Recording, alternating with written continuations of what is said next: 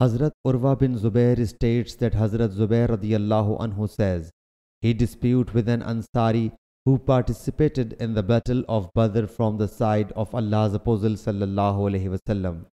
The dispute was about a channel of a stony land with which they both used to irrigate the plants. Allah's Apostle sallallahu alaihi wasallam said to Hazrat Zubair, O Zubair, you should water first and then let it flow towards your neighbor.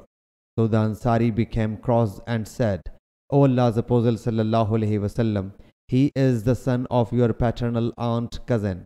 So the face of Allah's Apostle sallallahu alaihi wasallam changed the color, and he sallallahu alaihi wasallam said, water your ground well, then withhold it until it rises up to the boundaries of the field. So Allah's Apostle sallallahu alaihi wasallam this time made Hazrat Zubair get his full right, and first he asked him to practice altruism, which was in the favor of him and the Ansari. When the Ansari displeased Allah's Apostle sallallahu alaihi wasallam, he sallallahu alaihi wasallam made Hazrat Zubair get his full right according to the evident command.